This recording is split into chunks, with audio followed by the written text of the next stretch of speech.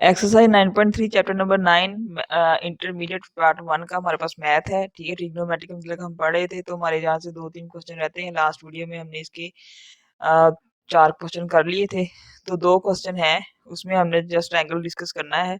तो इसके पढ़ने से पहले हम रिफ्लेक्स एंगल को डिस्कस करते हैं थोड़ा सा। क्वेश्चन नंबर 5 है हमारे पास, हमने वैल्यू ऑफ ट्रिग्नोमेट्रिक फंक्शंस निकालनी है जो हमें एंगल्स दिए गए हैं इनके ऊपर। अच्छा जी, इसमें हमारे पास हमने क्वाड्रेंट चेक करना है कि कौन सा एंगल किस क्वाड्रेंट के अंदर है। उसके हिसाब से हमने ट्रिग्नोमेट्रिक फंक्शंस के साथ साइंस लगाने होते हैं, पॉजिटिव या नेगेटिव का। ठीक है, तो थोड़ा सा इससे पहले हम रिफ्लेक्स एंगल के मतलब पढ़ते हैं। वैसे ये तो हमारे पास बड़ा इजी है, बहुत आसान क्वेश्चन है, इसको हम बड़े आसान तरीके से करेंगे। ये क्वेश्चन नंबर 5 के चंद पार्ट्स हमने लिखे हैं यहाँ पर। तो आप यहाँ पर देखेंगे कि ये जो हमारे पास -पाई है, हाँ, अगर आप इसका आंसर चेक करेंगे तो वहां पर इन्होंने इसकी वैल्यूज निकालने की बजाय जहाँ पर वहां पर जस्ट 5 पाई लिख दिया है। तो यहाँ पर हम एक आपसे कहा था कि रिफ्लेक्स एंगल की बात करते हैं। तो रिफ्लेक्स एंगल जो है मतलब कि एक किसी आईने में अगर हम अपना रिफ्लेक्शन देखें, तो इस तरह से एक एंगल जो है वो, जैसे ये हमारे पास 90 डिग्री यहाँ पर है, तो इसका अगर सिर्फ 90 डिग्री को हम देखें तो इसका बिल्कुल रिफ्लेक्शन इधर है। इसी तरह इसकी रिफ्लेक्शन इधर भी है और इसकी रिफ्लेक्शन इधर भी है। तो हमारे पास पाई था, तो पाई क्या होता है, यहाँ से लेकर ये लाइन जो है, जो पाई हमारे पास पाई एंगल है, ये में पाई शो करता है। तो अगर आप इसके दूसरे तरफ देखें तो ये भी मुझे एक पाई ही शो करता है। तो ये जो माइनस है, इसका मतलब था कि हमने इसको क्लॉकवाइज लिया है। ठीक है, तो क्लॉकवाइज लेने का मतलब ये है कि जीरो यहाँ से स्टार्ट हुआ है और ये माइनस पाई, लेकिन इसका रिफ्लेक्स में चले जाए हम, तो ये मेरे पास आ जाएगा यहाँ से जीरो से पाई तक इसका टर्मिनेट हो जाएगा। ठीक है, तो पॉजिटिव पाई में ये चेंज हो जाएगा। अगर हम इसकी वैल्यू फाइंड आउट करें तो देखें, कोज माइनस को जज़ब कर लेता है, कोज माइनस को एब्जॉर्ब कर लेता है। तो यहाँ पर कोज पाई की वैल्यू क्या होगी, -1 आ जाएगी। ठीक है, तो इसने वैसे भी माइनस को अब्सॉर्ब कर लेना था, तो -1 ही इसकी वैल्यू आनी थी। तो कोस पाई पर भी इसकी वैल्यू -1 होती है। साइन जो है, वैसे साइन जो है नेगेटिव को अब्सॉर्ब नहीं करता, वो आउटसाइड पे निकाल देता है।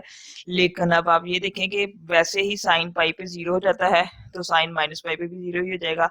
तो टेन माइनस पाई पर क्या होगा, टेन ने भी माइनस को जो है वो आउट कर देना है, बाहर निकाल लेना है, यहाँ पर आ जाना है -10 पाई बन जाना है। लेकिन अगर आप सिर्फ इतनी चीज को देखें तो पाई जो है वो इसको जीरो कर देता है, टेन भी पाई पर जीरो होता है। तो इस वजह से हम इस क्वेश्चन के अंदर सिर्फ इसके एंगल्स को रिफ्लेक्शन एंगल में तो डील करेंगे, ना कि हम इनकी वैल्यूज निकाल कर लिखेंगे। ठीक है, ये शॉर्ट क्वेश्चन है, ये आपका एमसीक्यूज में आ सकते हैं, और इसको आसान समझ के ऐसे छोड़ भी नहीं देना कि आते हैं हमें।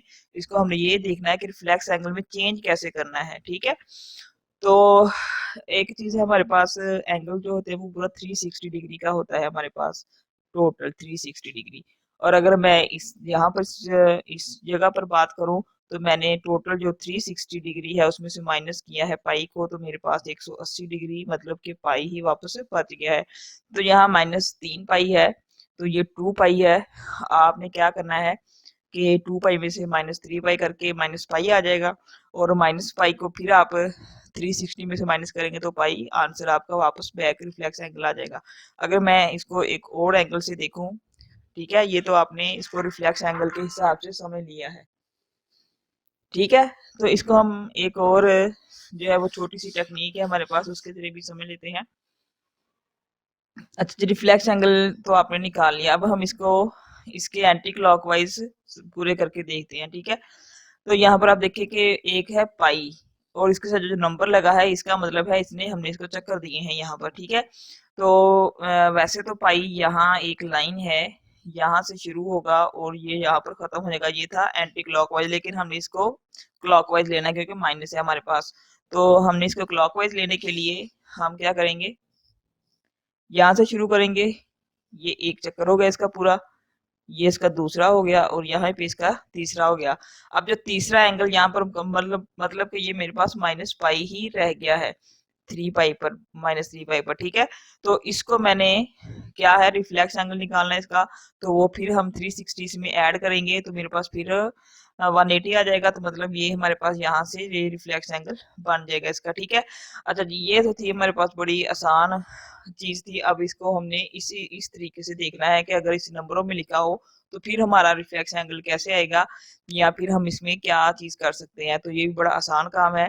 अगर आपको याद हो नंबर सिस्टम में हम जब एक लिमिट कर देते थे कि ये बाइनरी है, बाइनरी में आप क्या करते थे, बाइनरी सिस्टम में 0 और 1 पर रहते थे, और जब हमारे पास ओक्टा का होता था या हेक्सा का होता था या हम 7 तक जाते थे, तो हमारे पास यहाँ डिजिट 5 का हम करते हैं, पेंटा में चले जाते हैं तो हमारे पास डिजिट थे 0, 1, 2, 3 और 4, ये 5 डिजिट टोटल होते थे। मतलब कि हम इसको एक लिमिट है 5 से छोटे नंबर लेते थे। अब यहाँ पर इसका कहने का मकसद ये है कि यहाँ हमने 360 डिग्री इसमें माइनस करते जाना है। अच्छा, आपने आपने पूछा ही नहीं किसी ने भी कि यहाँ पर माइनस क्यों करना है, ये हम ऐड भी तो कर सकते थे। यहाँ पर हमने ऐड किया, यहाँ पर हम माइनस करने चले गए हैं। तो बात ये है कि अगर यहाँ पर माइनस का साइन है तो हमने इसको ऐड करना है। अगर मेरे पास प्लस का साइन है, जैसे ये प्लस है, तो मैंने उसमें से 360 डिग्री को माइनस करना है, ठीक है। और जब तक 360 डिग्री से कम मेरे पास आ नहीं जाता, उस वक्त तक जो है वो हमने इसको माइनस करते जाना है और ये मेरे पास इसका रिफ्लेक्स एंगल आ जाएगा। और अगर मैं इसको पाई में चेंज करूँ, डिग्री में है, पाई में चेंज करूंगी, तब ये क्या बनता है हम देखते हैं अभी।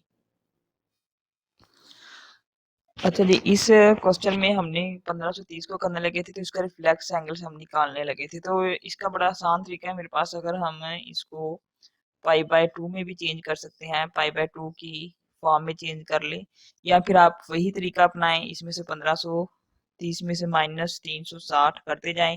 तो अगर मैं इस -360 को इसमें से -4 दफा 360 को माइनस करूं, तो मेरे पास क्या आ जाएगा, 90 डिग्री बच जाएगा, ठीक है। अच्छा जी, क्वेश्चन में आपको मेथड इसके बड़े दिए जाएंगे, मतलब आपने इसको जो है वो एग्जाम्पल भी देखेंगे आपके हमारे पास लगाया होता है उन्होंने, कि थीटा डिग्री लगाया होता है और उसमें से प्लस किया आता है 2 k पाई। जो k है वो कोई भी इंटीजर होता है और 2 पाई जो है वो ये 360 डिग्री वाला होता है, ठीक है। तो यहाँ पर जो k है, k एक इंटीजर है। इंटीजर मतलब कि k इस तरह से है कि हमने यहाँ इस एंगल को कितनी दफा घुमाया है, ये चीज होगी, ठीक है। तो इस चीज को जब हम मेथड करेंगे तो इसमें भी हमें बहुत ज्यादा कैलकुलेशन करनी पड़ती है। तो ये बहुत आसान सा तरीका है मेरे पास। आप यहाँ तो इस तरह करें, 1530 को 360 पर डिवाइड कर लें, तो जो बाकी बचेगा वो इसका रिफ्लेक्स एंगल होगा, ठीक है। ये आप क्वेश्चन नंबर 5 और 6 दोनों के लिए ये तरीका है। 6 में आप देखेंगे कि मेरे पास जो एंगल है वो पाई/3 और पाई/4 में कन्वर्ट है, और यहाँ पर जो क्वेश्चन नंबर 5 है, यहाँ पर जो एंगल है वो पाई और पाई/2 के अंदर है, ठीक है। तो यहाँ पर आप देखेंगे 90 डिग्री जो है वो इसका रिफ्लेक्शन एंगल है 1530 डिग्री का, ठीक है। तो ये रिफ्लेक्स एंगल हम मालूम करेंगे तो उसी एंगल, मतलब कहने का ये है कि जो रिफ्लेक्स एंगल होता है उस पे ये फंक्शन, ट्रिग्नोमेट्रिक फंक्शन की सेम वैल्यू होती है जो गिवन एंगल है हमारे पास, ठीक है। जैसे अगर मैं इस 1530 को पाई/2 में कन्वर्ट करूं तो ये मेरे पास 17 पाई/2 में कन्वर्ट, ये 17 एक नंबर है मेरे पास। ये नंबर जो है वो इसने बताना है कि 90 डिग्री कितनी दफा घूमेगा।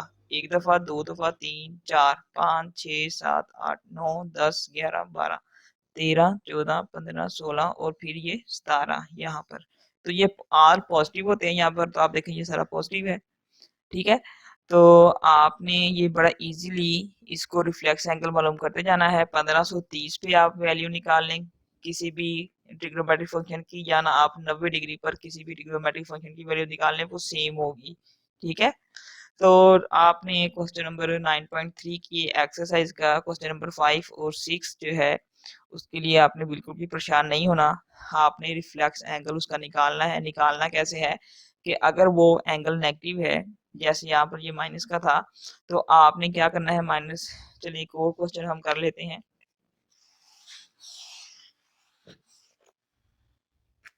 -24 30 डिग्री। ये माइनस का है तो हमने इसमें 360 डिग्री को ऐड करते जाना है। 360 डिग्री को ऐड कर लें आप, ठीक है। तो इसमें से आप जो भी बाकी बचेगा, देखिए हम ऐड करते हैं इसमें, क्योंकि ये नेगेटिव है, ऐड करना पड़ेगा फिर ही माइनस होगा। तो 360 डिग्री हम इसमें से ऐड करते हैं, 0 आ जाएगा, ठीक है। तो 13 में से 6 गए, आपके पास 7 बच जाएगा। 4330 हो जाएगा, और ये 2 फिर माइनस का आएगा, फिर इसमें से 360 डिग्री प्लस करेंगे हम तो 0 आ जाएगा, फिर मेरे पास 1 आ जाएगा, फिर मेरे पास 7 आ जाएगा, फिर 1, फिर -1। तो इसी तरह आप चलते जाएंगे तो मेरे पास जो है वो एक इसका एंगल, रिफ्लेक्स एंगल आ जाएगा, जो 90 डिग्री होगा या 360 डिग्री से कम ही होगा, आप देखेंगे उसको, ठीक है। तो ये बहुत ही आसान क्वेश्चन है, आप इसको डिवाइड भी कर सकते हैं। 24 30 को आप 360 डिग्री पर डिवाइड करके भी आप इसका आंसर मालूम कर सकते हैं कि हमारे पास रिफ्लेक्स एंगल क्या आएगा। तो इसमें रिफ्लेक्स एंगल क्या होगा, जो मेरे पास रिमाइंडर बचेगा, ठीक है, वो इसका रिफ्लेक्स एंगल होगा। तो क्वेश्चन नंबर 5 और 6 और इसमें लास्ट जो हमारा लेक्चर था वीडियो, तो इसमें इसके 4 क्वेश्चन किए हैं। तो ये हमारे पास जो 9.3 एक्सरसाइज कंप्लीट हो गई है विद आर्टिकल्स, तमाम आर्टिकल्स में इसके कंप्लीट कर लिए हैं, ठीक है। तो इसमें आपको किसी भी तरह की कोई से बात समझ ना आए या आप पूछना चाहें तो आप हमें कमेंट में पूछ सकते हैं, ठीक है। हम इंशाल्लाह आपको फील 4 इसका आंसर देंगे। ओके जी, अल्लाह हाफिज।